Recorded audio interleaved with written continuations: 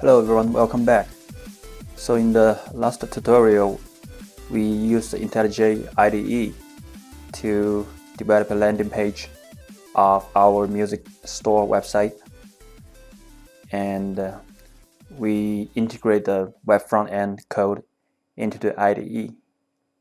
And then the result we got is when we type in the localhost 8080/emusic store, and then you will come to the home page of it.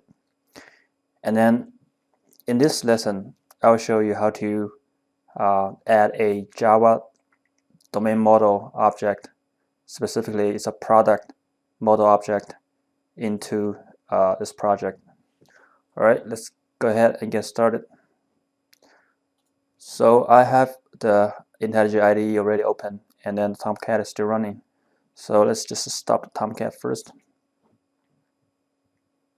Okay, and then the first thing we need to do is we need to add a domain model.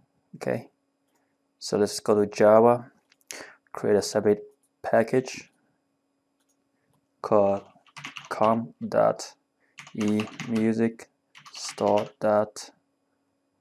just say model, and then we create a new Java class called product. All right, and then we need to have a string field called product name. We also need to have string called product category. So basically here I'm just typing some attributes about this product.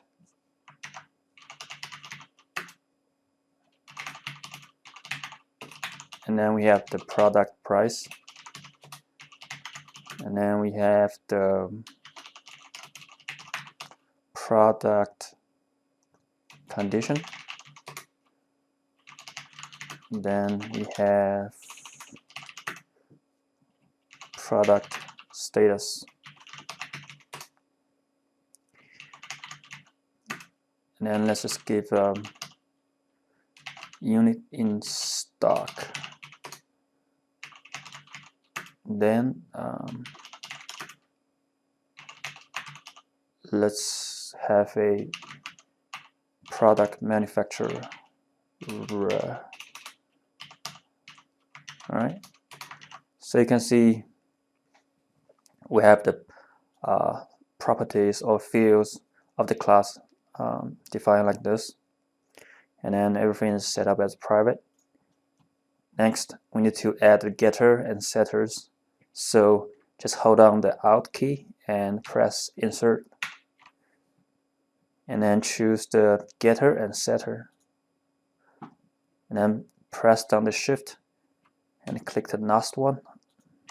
So all of the product field will be selected, and click OK. So you can see all getters and setters are generated automatically by IntelliJ. So this is pretty convenient to use. And then after that, we need to have another package called DAO. So DAO is short for data access, database access object. So this is a general design pattern that you want to separate the domain model from the data accessing models. So here we just create a data accessing object Java class, say product DAO. Okay, so for product DAO here, I'll just use it some dummy data, because right now we're not using any database or database accessing yet, but we'll be using those in the later section. All right, so here I'll just create a a list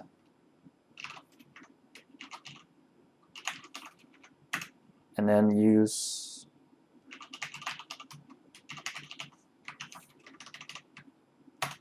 import the product and then also import the list here, and then we define a function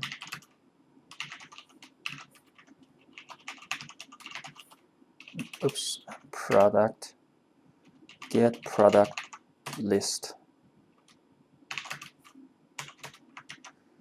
So here we define a product, say product 1, and then we set the product name as, for example, a guitar,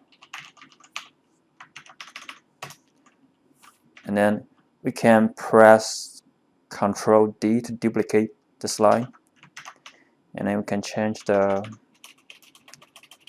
setter field as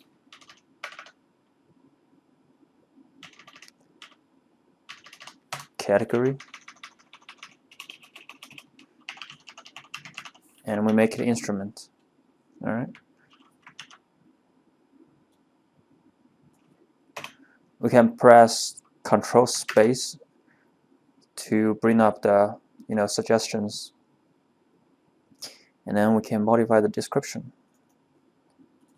So this is a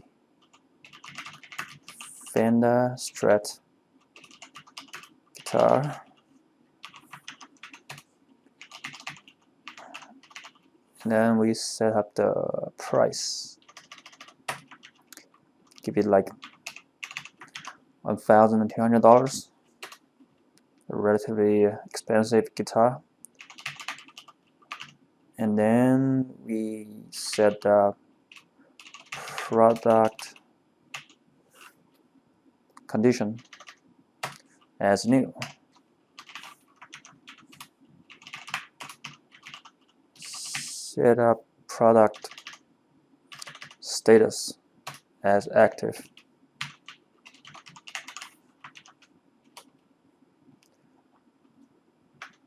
And then we set product unit in stock. Unit in stock, say 11. Select product manufacturer as Fender.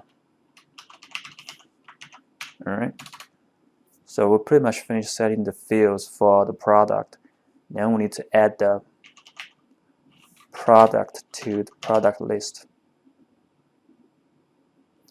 But before that, we need to define it, because list is just an interface. So we define it as a array list, and then we can add the product to the array list, say product 1, and eventually we can return the product list. All right. So this is our DAO object with the dummy data. So after that, we need to make use of the product and the product DAO to link with the request HTTP request path. That's the job of our controller. So we come to this controller. Here we can add another request mapping, and we can define the mapping path as, say, product list, and then we return the string, which is the name of the view, and then give a function name, whatever function name that makes sense, say get products. All right. So here we need to define one thing called model. So choose this one, press Alt Enter, say import class, and then you can see the model package is imported.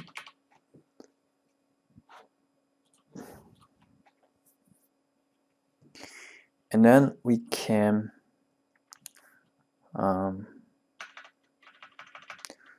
define a product DO instance.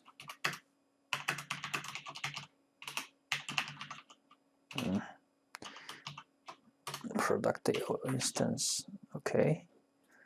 And then we can use it here as list product. Say product list equals product DO.get product list. Okay, we import the list package, and we define a product in the home controller.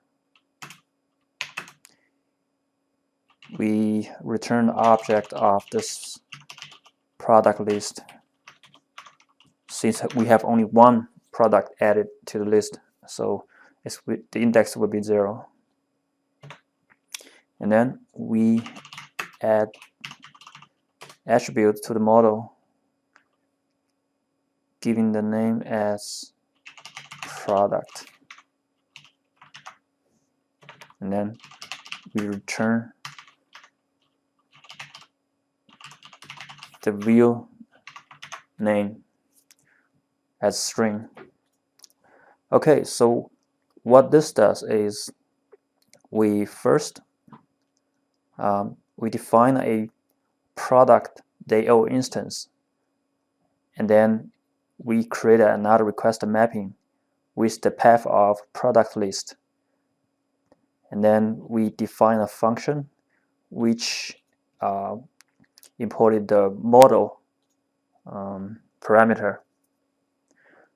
So basically this model parameter will be attached to the view automatically whenever you return to a view list, a view JSP file. So that is to say, we grab the instance. So here we define a product, and then we are referring this product to the instance from the product list, and then we bind this product, the data bind this product to the model object that we created, and when we return this view, the model will be attached to the view automatically in this case. Alright, so in this case we bind the data that we accessed from the DO object to the model, to the view that will be showing to the user. Okay, so next what we need to do is to create the product list JSP file. So we come here, create a product list JSP file, and here I'll just use a simple table to display the information of the product. Okay, so just type a table here, and then we're going to give a table head, and then we're going to have table head as product name.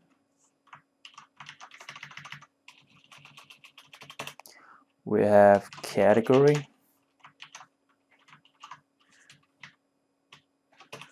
We have condition.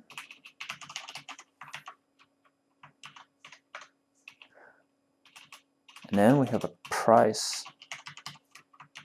Okay. And of course we have more field if you want, but I just want to have a quick demo here. And then we have the table row. Have the first cell. So in this view, we know that there's a model attached to this view, and there's a model object called product that we can use. And how do we access it? Well, we can use a expression like product.product name directly to grab the product name field in this case. Okay, so I'm going to duplicate that for 4 lines. The second one is product category, and the third one is product condition, and the fourth one is product price. Okay,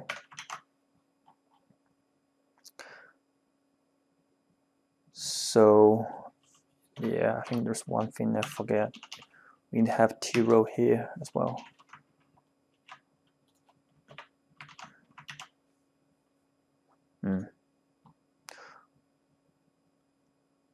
I don't know why it's still giving us a warning, but that's fine. I'll just leave it for that. Okay. In this case, we have transferred the product information back to the view page. So let's just start Tomcat to see if we got the result correct or not.